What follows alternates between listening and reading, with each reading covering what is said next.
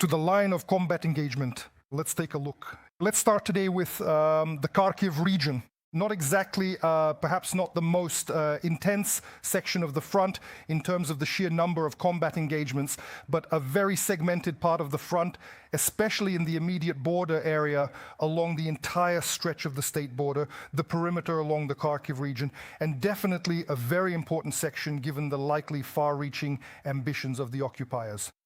After all, the distance from the regional center, well, let's put it this way, from the residential outskirts of the regional center of Kharkiv to the nearest section of the combat line right now, well, it certainly does not exceed 25 kilometers. And that speaks for itself. This is already a distance that enemy drones cover very easily. As of today, we have grounds, unfortunately, to speak about a dozen incursions of different sizes, different types, and which occurred at different times in the immediate border area. In particular, there are up to half a dozen areas ranging in size from 1 to 5 square kilometers in the vicinity of Sotnitsky, Kozachok, Veterinarny, Kadivka, and ultimately on the western bank of the Traviansky Reservoir, the zone of Muscovite control has expanded slightly in the western direction towards Kud, towards Kudivka. This is the Lipy, the large Lipnitsky sector. There are also a few slightly larger areas ranging from 10 to 20 square kilometers in the area of Detyarn, Ambarne, and slightly larger areas on the sector from Milovi to Krasny Pershe, and just recently a section appeared from Vovchansky Kutory to Rybalkine. And ultimately, we have three largest major salients that have existed for a long time, effectively since the moment of the Muscovites' reinvasion of the Kharkiv region of Ukraine. This is actually the Lipsy salient, the section of the front with the epicenter around Vovchansk, and the Dvorishna Kupiansk section of the front. So actually these two extreme ones that I mentioned, well, since the beginning of summer, are the areas with the highest intensity of the war, at least within the Kharkiv region.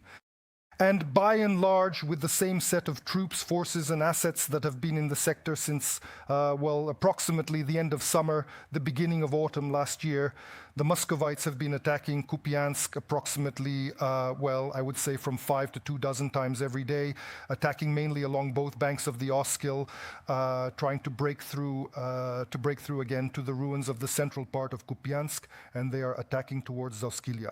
This is a neighborhood of Kupiansk that is already located on the eastern bank. The attacks here are mainly carried out by the forces of the 27th, as before, the 27th Motorized Rifle Division of the 6th Combined Arms Army, and the 121st and 122nd Motorized Rifle Regiments of the 68th Motorized Rifle Division. But if on the west bank of the Oskil, there were no such reports of major advances and verified presence of new groups of Muscovites within Kupiansk. Then on the east bank, the Muscovites managed by attacking from the northeast and from the east with the forces of the 14th 86th, the so-called Leningrad and 14th 31st Motorized Rifle Regiments, to effectively turn the entire territory in the area of Petropavlivka into a gray zone. This is in the sector near the H26 highway, and, well, actually the entire territory on the eastern side up to this H26 highway. But in my opinion, the most threatening situation is developing south of Kupiansk in a quadrilateral Piszczane, Podoli, Kupiansk, Vuzlovi, Novosinowe, with the epicenter in the area of Kurilivka. Here, the Muscovites are mainly using the forces of the 153rd Tank Regiment and the 272nd Motorized Rifle Regiment. These are all forces and elements of the 47th Russist Tank Division. They are trying to attack generally in a westerly direction with separate incursions towards the already mentioned Podoli, the eastern outskirts of Kupiansk, Vuzlovi, Tankivsharivka, and Novosinovi.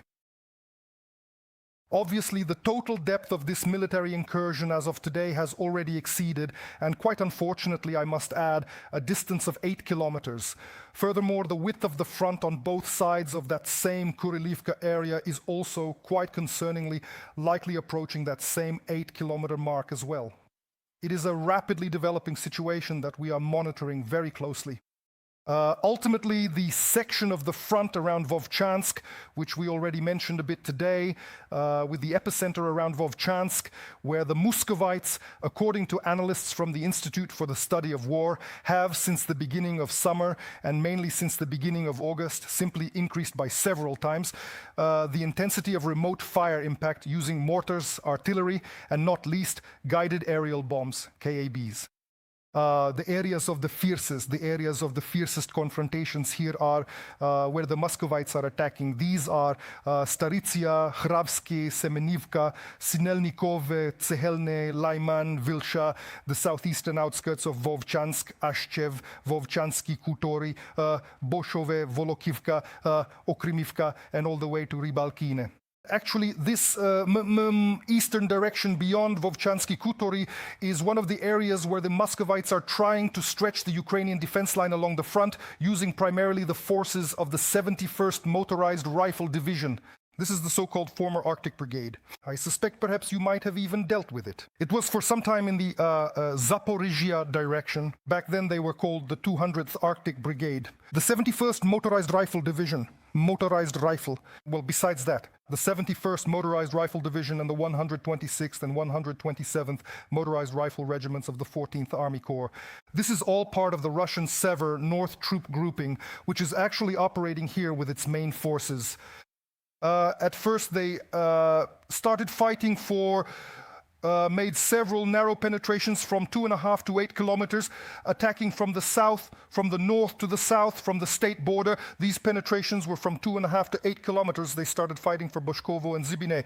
But it seems that roughly at the end of last week, the Rushists managed to establish, well, at least partial control over an area of about 20 square kilometers on the northern bank of the Vovcha River, and at the same time to cross to the southern bank. Well, at least for now, it seems that Ukrainian soldiers are not allowing the Muscovites to do so.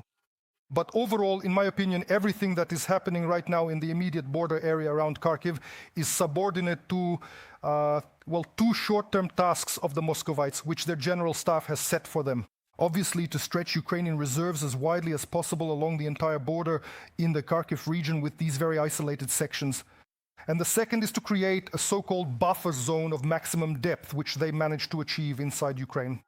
At the same time, the Rushists are attempting with these incursions to get as close as possible to Kharkiv, and I assume to cut through the Ukrainian tactical group on the eastern bank of the Siversky Donets, along the probable direction of Vovchansk, Veliki Burluk, and it is not excluded that even Pechenihi Kupiansk. All of this remains a very desirable, but at least as of today, an unachievable plan, an unachievable goal for the Muscovites. What is currently happening in the sector in the northeast of the Kharkiv region, mainly already on the southern bank of the Vovcha River, around the ruins of the city of Vovchansk, and further to the east and west? I have the opportunity to ask the head of the communications department of the 127th Separate Heavy Kharkiv Brigade, Anton Susnitsky, who is on the line with the Spetscorps studio. Mr. Anton, greetings. Good health to you, dear listeners, viewers. Greetings to everyone. First of all, I ask our viewers to take a look at the QR code on their screens. The 127th Separate Kharkiv Brigade is collecting funds via that link for quad bikes for its assault unit, which is carrying out tasks in the Vovchansk direction specifically. All-terrain transport is very much needed by our defenders here, so please, if possible, do not stand aside from this help. Mr. Anton, tell me a purely technical question. If we compare the intensity of the Muscovites throughout the winter, the entire spring, and now the summer, particularly August, has it really increased significantly in the sector specifically of your brigade's responsibility? Indeed, it is increasing, but it is increasing in certain directions. Specifically, if we take the UAV component, we see an intensification there. Regarding the enemy's manpower or equipment, no. Equipment in general is a rarity right now. The enemy's manpower is trying to infiltrate, but this is happening in the same groups as before. Tell me, open sources available for analysis show that, so to speak, the very geography of the war in the sector where the epicenter is, in fact, Vovchansk, the Muscovites are trying to expand, that is to stretch, so to speak, the active front line both to the southwest and to the northeast, over there towards the Vovchansk Kuters, all the way to the Kuters. I understand that it's not just not just your unit that is holding the front along the entire sector. But in general, what is allowing the Russians to increase the length of this front line? Have some new forces or reserves appeared in the sector, or are there other reasons for this? Well, rotations of enemy units are taking place. Secondly, the intensity of aviation operations is very high.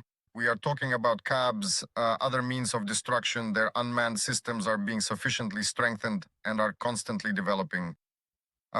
Infantry, well, these are small groups. And regarding the laying of pontoon crossings in our sector, this is happening constantly, but we manage to stop it every time.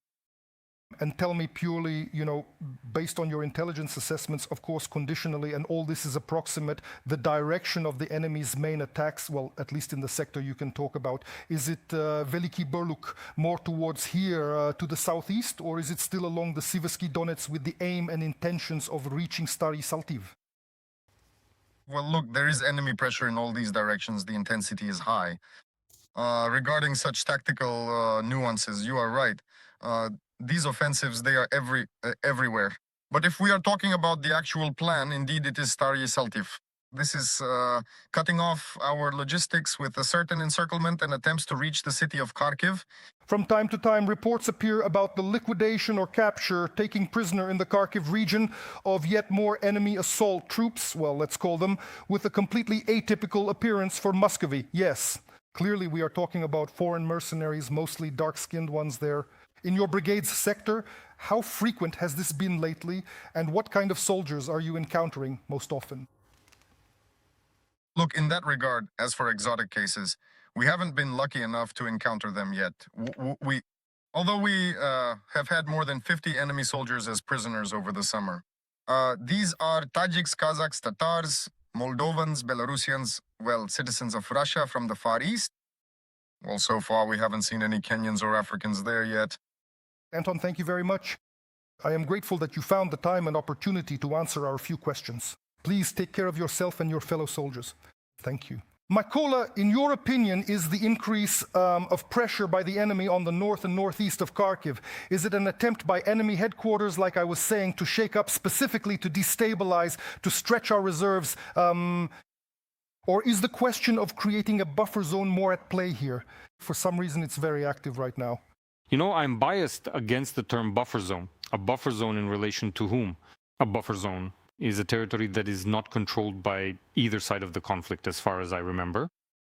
And here the Russians are simply seizing Ukrainian territory, and on one hand they are stretching our first line like that. On the other hand, because there is an outright shortage of infantry in the Ukrainian army, we have very large gaps in our defense. I mean, it's not called a gap, it's stretched. It's stretched. We don't have a continuous line, we have observation posts. And these observation posts are covered by unmanned systems forces, artillery, and anyone else. And at these observation posts, there are usually also 2, 3, or 4 people who conduct surveillance, adjust fire, and as mentioned, engage in close combat when the Russians mistakenly stumble into them. And because there are no continuous front lines, despite the enemy's superiority in forces and assets, they infiltrate, they try to dig in, and they suffer heavy losses. But again, because they are wedging themselves in, the Ukrainian command is always faced with a simple choice: either withdraw their own troops or start pushing them out. Are there forces available to push them out? Some units have them, others no longer do. Sorta. Everything is very situational. Accordingly, they will continue to wedge themselves in and will increase their small infantry groups. And that is why, so to speak, the Russians are preparing another wave of mobilization. Are the Muscovites capable of carrying out this old, well, I would even say perhaps even an operational strategic level plan to cut off No. a part of the Kharkiv region? No. Well, they simply don't have enough forces and resources because, well, war is, a dance that is danced by two. It doesn't matter what forces they have. What matters is what we have. And we also have reserves. We also have the Supreme Commander-in-Chief's headquarters monitoring what is happening, where the pressure is increasing, where units can no longer hold out. Therefore, as far as I've heard, the practice of reporting at any cost is starting to fade into history a little bit. And accordingly, yes. And are certain breakthroughs possible? They are possible. Are they possible there by up to 20 kilometers? It is possible. But who said that after that they won't be pushed back those same 20 kilometers due to counteroffensive strikes? Therefore, I don't yet see how they could break through our defense like that.